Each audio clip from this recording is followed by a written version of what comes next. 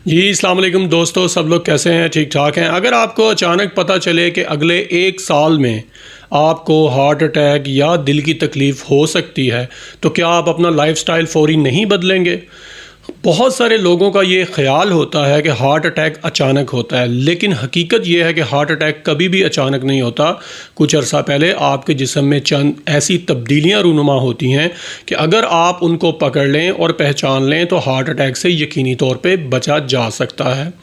इसमें सबसे इम्पॉर्टेंट चीज़ ये है कि आपके लिए जानने के लिए कि दुनिया भर में हार्ट अटैक मौत का सबसे बड़ा सबब है, लेकिन बहुत सारे लोग अक्सरियत ये समझती है कि शायद हार्ट अटैक अचानक होता है। इस वीडियो को एंड तक ज़रूर देखें। इसमें मैं आपको चंद वो बड़ी 7 अलामात बताऊंगा जिनको आप रिस्क फैक्टर्स भी कह सकते हैं, जो हार्ट अटैक से एक साल पहले जिस्म में तब्दीलियां रूनुमा होती हैं और लोग उनको अक्सर नज़रअंदाज कर देते हैं। इसमें सबसे पहली चीज़ ये है कि जल्दी थक जाना और सांस का फूलना। अगर हम थकावट और सांस के फूलने को लें तो इसके फिनोमेना को समझना इंतहाई आसान है कि जब दिल बॉडी को मुकम्मल ब्लड पंप नहीं कर पाता तो जिस्म में ऑक्सीजन की कमी होती है, आपका सांस फूलने लगता है और आप जल्दी थक जाते हैं। ये बहुत इंपॉर्टेंट साइन है और ये अर्ली डेज़ में आना शुरू होता है। नंबर 2 है कि अगर आपको पहले कोई शिकायत ना हो और अचानक आपको सीने में दबाव या सेंट्रल हार्ट बर्न, डॉक्टर जिसको कहते हैं, सीने में दरमियान में जलन महसूस होनी शुरू हो, और अक्सर लोग इस मसले को मैदे का मसला समझकर नज़रअंदाज कर देते हैं, लेकिन ये टिपिकल इनिशियल कंप्लेन होती है जिसको कभी भी नज़रअंदाज नहीं करना चाहिए और अपनी हार्ट की एवेल्यूएशन ज़रूर करवानी चाहिए।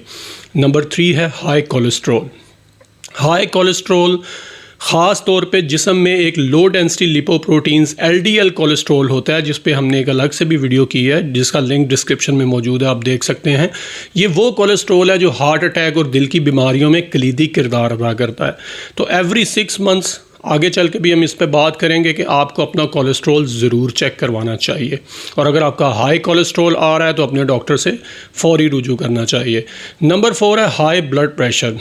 जिन लोगों को ब्लड प्रेशर की शिकायत होती है, याद रखें कि हाई ब्लड प्रेशर शरीयानों में तोड़ फोड़ का बाइस बनता है, जिससे क्लॉट्स बनते हैं, प्लैक फॉर्मेशन होती है, और ये चीज़ आगे चल के दिल की तकलीफ, इवन के फालिज का भी बाइस बन सकती है।